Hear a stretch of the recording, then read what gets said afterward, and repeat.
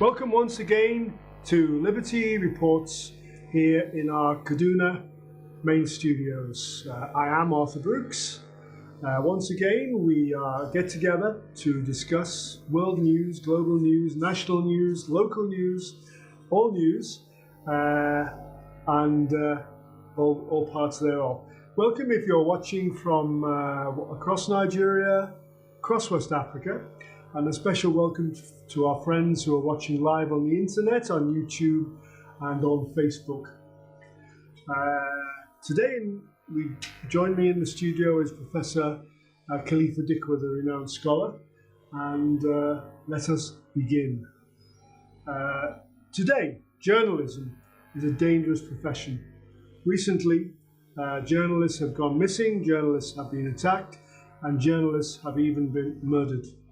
Please watch this report from Al Jazeera English edition. The site outside the Saudi Arabian consulate in Istanbul resembles a crime scene more than it does a diplomatic mission. Police have cordoned off the entire area around the building, monitoring anyone who enters or exits. 3 days have passed since renowned journalist Jamal Khashoggi went missing after entering the consulate to process paperwork.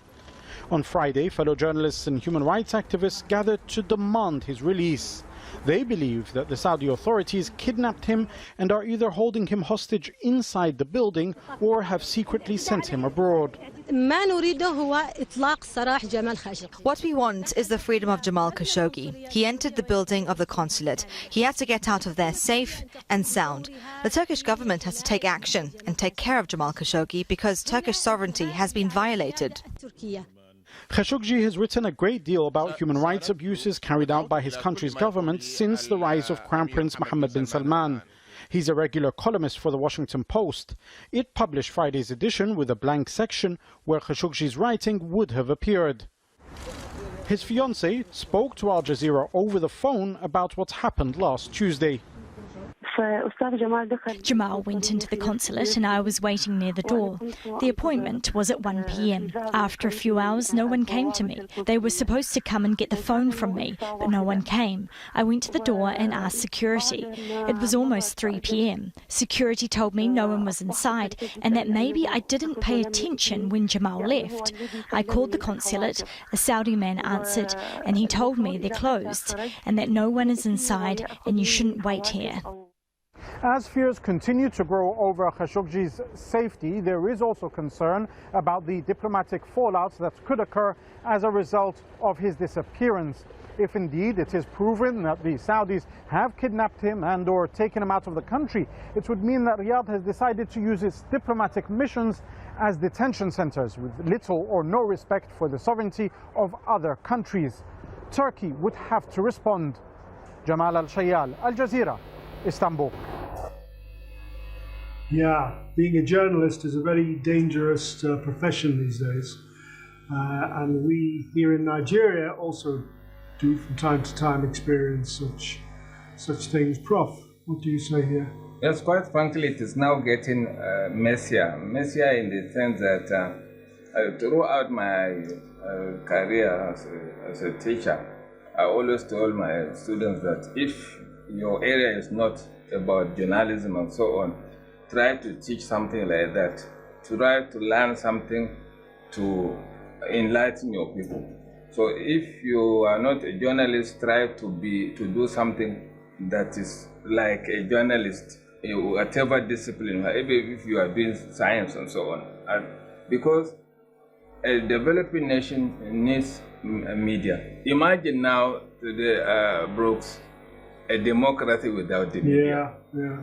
It is a dark thing. Nothing will happen you don't hear any, apart from propaganda or praises or whatever it is. So journalists are supposed to be the real friends of any institution.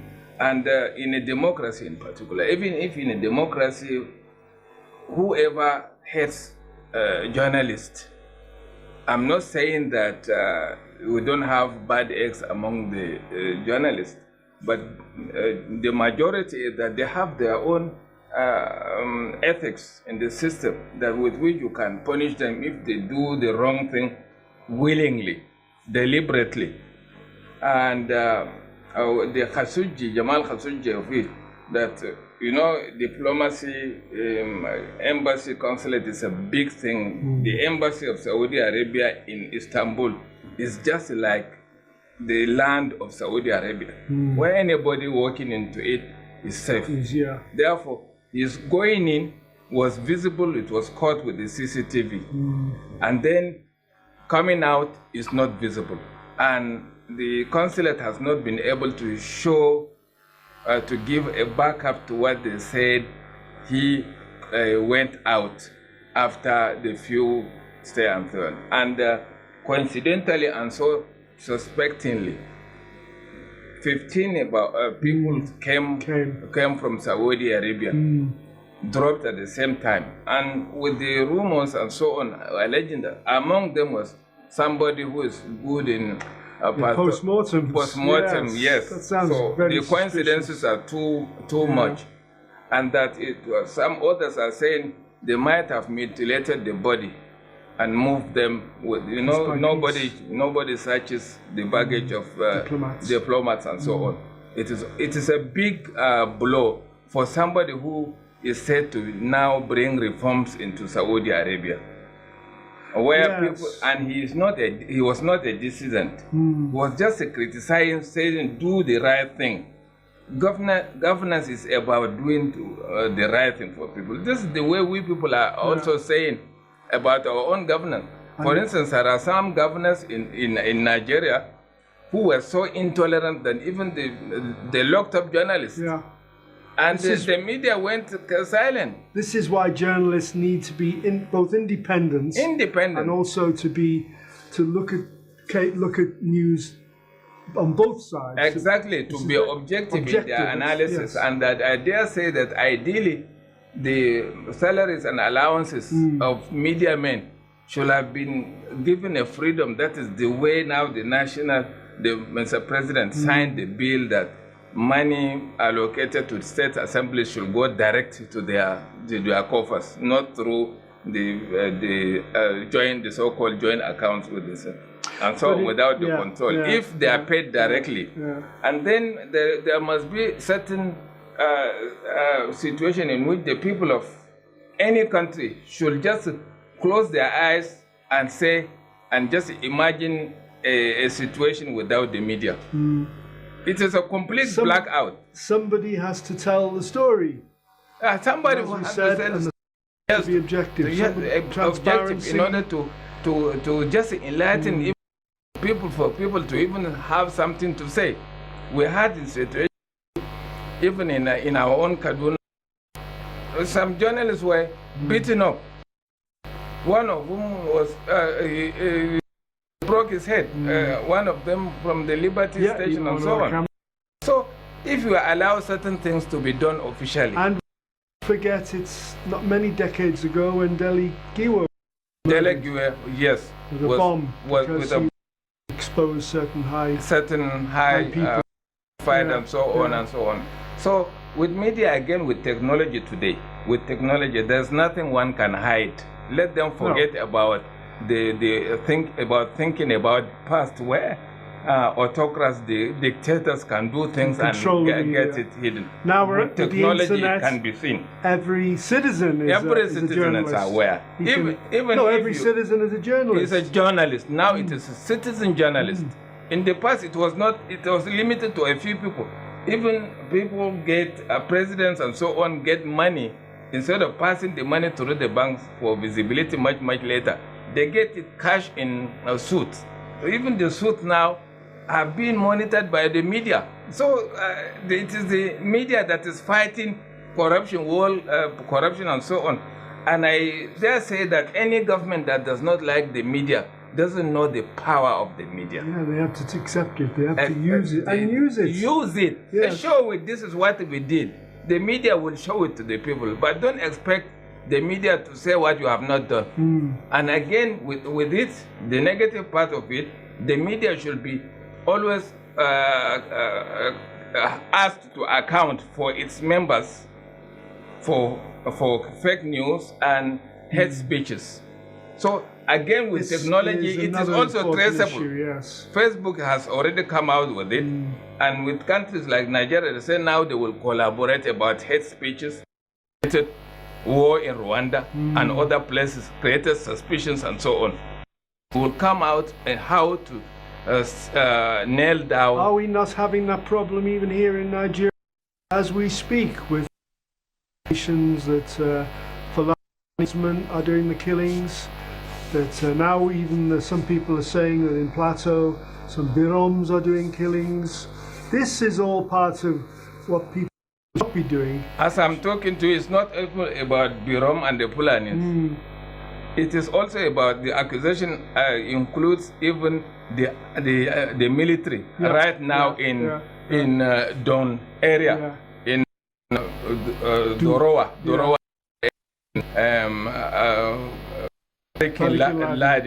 Lagos. That so many atrocities have been committed. So the military command should be able to check the field commanders there.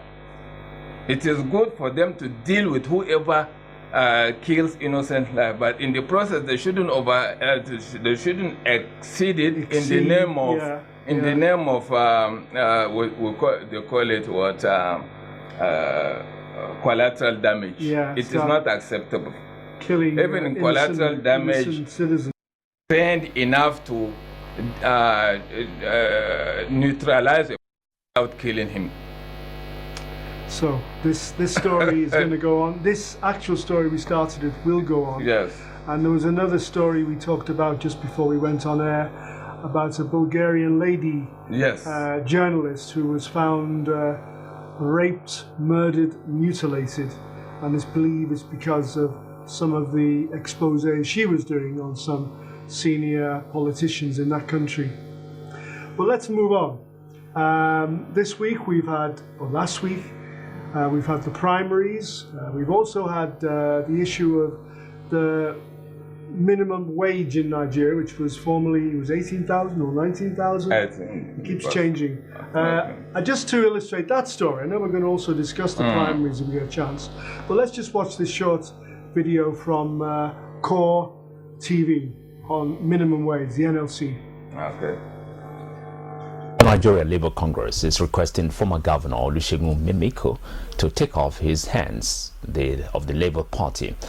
President of the NLC, Ayuba Waba, stating this in Abuja during a State of the Nation address in issues bordering on the national minimum wage, and he gave the federal government 14 days ultimatum to tidy up reports.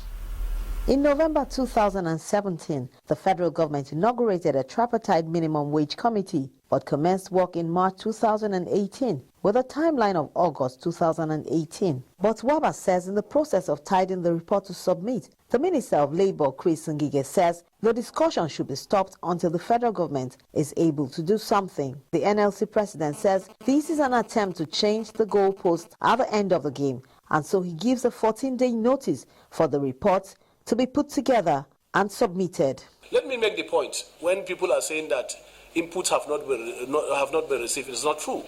21 states submitted memorandum. 12 quoted figures. NECAS, as organized private sector, submitted memorandum and quoted figure. Organized labor submitted memorandum and quoted figure. And this had been the process and procedure of negotiating the minimum wage from time immemorial. And therefore, coming to say that consultation is still required, we think that this may be a ploy to actually also deploy delay tactics. The Labour leader also says factional chairman of the Labour Party, A.A. Salam, cannot continue to parade himself as leader of the party, adding that the party will resist anyone who wants to hijack the Labour Party. Mimiko has no business to be the leader of Labour Party. NLC, TUC and market women are the leaders of Labour Party. And therefore, I want to make sure, I want to say that again clearly to him. The party is registered by NLC, TUC, Organized Labour, Market Women and Association, and Student. We registered the party. The certificate of the party is in the safe of the General Secretary of the Nigerian Labour Congress. And therefore, bringing money to buy over the party and buy over the structures cannot work. We don't share in the same ideology. All intending aspirants or candidates willing to contest elections under Labour Party should desist from dealing with A.A. Salam and Julius Aburi on election matters. Whoever makes any payments to them does so at his or her own risk. 4. Similarly, the party hereby disowns and rejects Dr. Olusegun Mimiko as its presidential candidate, since neither the National Executive Council nor the National Convention is notified as provided in the party's constitution. While calling on Nigerian workers to participate in the elections, not only to vote, but be voted for, Waba urges political elites to ensure that the 2019 elections is free, fair, credible, and rancor-free. Clara Kiba Court, TV News, Abuja.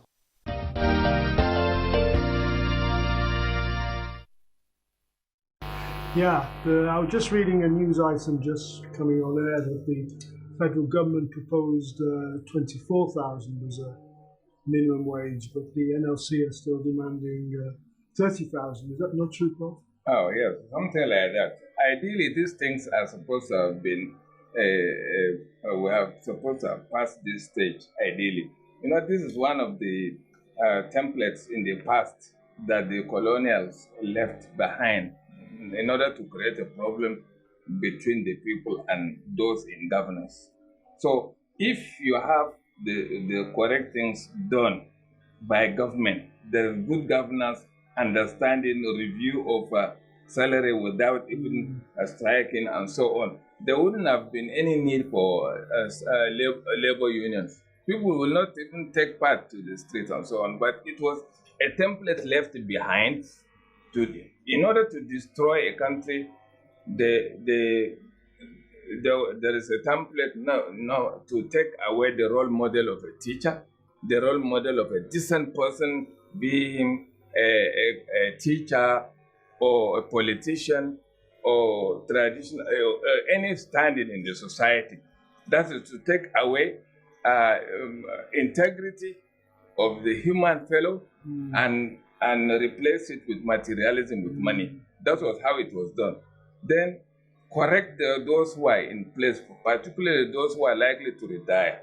And unfortunately, the military incursion was also part of it, because there were people in the past in the civil service who were able to say no to the wrong steps of state governor of Mr. President, and nothing happened to them.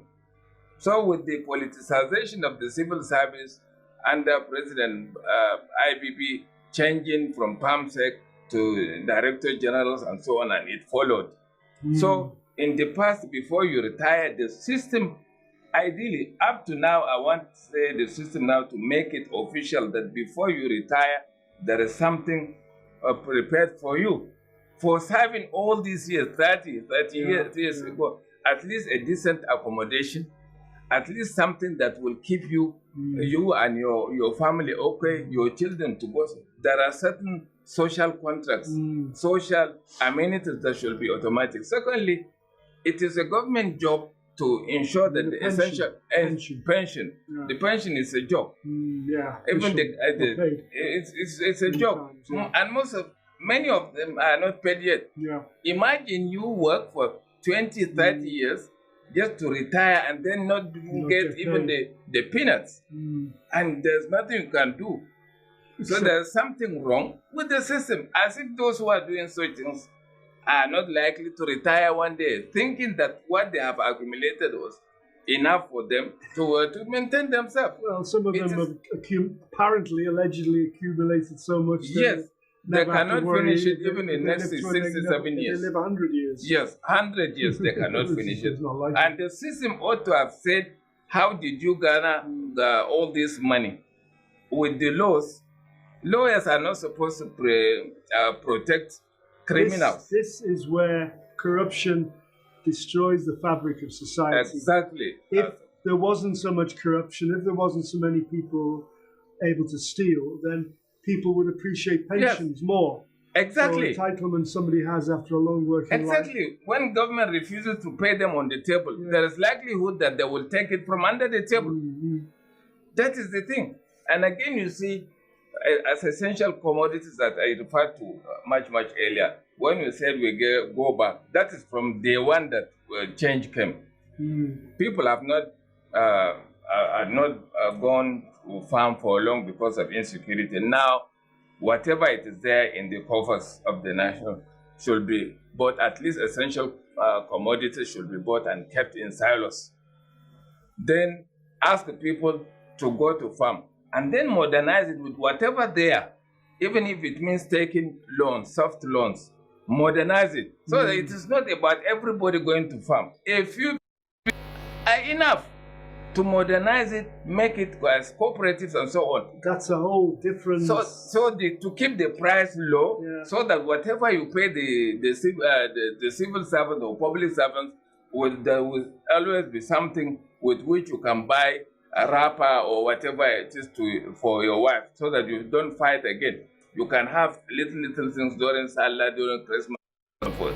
But imagine you work for 30 days, even if it means you exclude the weekends and so on. You work for 25 days, and then the money doesn't stay for 3 days. We've moved on beyond the NLC, but it is not right to keep money in foreign reserve or in TSA when the people are starving. It is how many times pension funds have been stolen? Exactly. So imagine the difference now with the new Minister of Finance, Zainab. Did the thing, and then the what do you call them? Workers of the airline. Were to be paid. This is all the notes they have been making enough in the past. It didn't fall on listening ears, and unfortunately, the vice president, who is the chairman of the economic team, was unable to override the particular interest, the particular big man in politics. Only things that went their way benefited him and his own region. The money went out, but nothing else. Coming back to the minimum wage, even if the minimum wage is, okay, 50,000, even 50, what is 50,000? If the even if it comes down to 30,000, what is 30,000? It doesn't make sense. Even 18, many of them have not been able to pay. So let them say anything. It is a constitutional matter. Let the National Assembly pass it to say minimum wage is something like 70, 100,000. From there, all the others, additional ones, should be called a particular allowances based on the ability of each state government to say, for each teacher, each practicing teacher, I'm giving an allowance of 30,000 for each primary school teacher, and you will see the wonders that you will see in the schools, the standard and so on. Those who retired, those who are in office, will be itching to go back and teach. So that is how you elevate. You see, but you look down on teachers. In our own time, I'm less than 60. We attended the same schools, but today our hospitals are different. We went to the same school, the son of the minister, the son of the emir, the son of the head of state. All these, the children of the elite and the children of the village went to the same school. The same primary school. The same school. I can remember and we mixed. But today our schools is different. When we are sick, we rush outside the country. I can remember when government hospitals, everybody went. Expatriates, heads of service, governors. Now it's private. When we have our own doctors who are able, who can do it, wherever you go to America, Britain, France, Nigerian doctors who perform wonders. Why don't you give them here and then pay them even more what they are being paid abroad? They're happy to come back home and serve their own land. So this is part of foreign reserve that you are taking away. If by bringing them down, you also encourage tourism, and you also bring additional foreign exchange to your coffers. You don't keep you keep money close to your chest. The economy needs money to circulate. So for 3 years now, we've been sleeping. We've been keeping money. in the TSA, in the Foreign Service, but people within the system, central bank and so on, are having it their own way at the expense of the majority. Well, this is the problem with the Paris thing. Yeah. The money that came, the bail and so on. But Mr. President forced them to pay. Morally thinking, governors ought to have paid it. Since they said you have not paid salaries, please go and pay. They refused to pay. Again, another money came, another batch came. They refused to pay, not pay. And now it is now the last lap out of the 6 that federal government is now saying we are going to tie it up to salary. All these years we've been sluggish. Well, folks, I think we've actually run out of time. Thanks to my guest, Professor. Okay. Khalifa It is Dikwa. going to be interesting, you know. The sleeping one, the sluggish one will now sit up. Exactly. Those who are others, I just felt that please no personal attack on candidates. Okay, thank you very much. Thank you very much, Prof. Here we're going to end the show. Thank you very much to our crew at Liberty Television. And this is me, Arthur Brooks, signing off for another week. Everybody, please take care of yourselves and keep watching Liberty Television. And good afternoon. See you once again next week.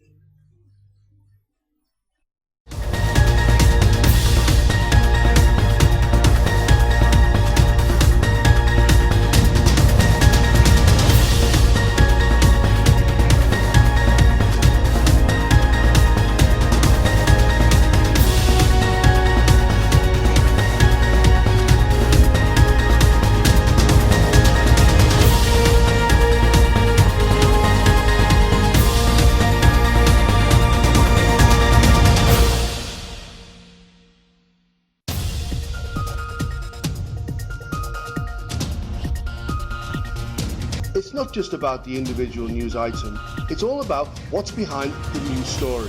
What went on before, now and after. We report today not from Kaduna, Nigeria, but from Liverpool in the United Kingdom. Slavery Museum, that's right, in Liverpool. Dr. Benjamin. Some of us were surcharged in school just to fight apartheid in South Africa. Great TV Liverpool. I'm here with Chris Kerr, who is one of the team that runs this remarkable little station. My background is that I'd spent quite a lot of time working for Bernardo Television as a reporter and producer, and I have lived in Liverpool for most of my life, and I've had a very strong interest in doing something in the way of more local television, more than the regional service which Bernardo and the BBC offer. This is Arthur Brooks signing off from Liberty Global Reports, and have a very good week. Thank you, Saidu, for coming on the programme. My pleasure. And please check out our Facebook page.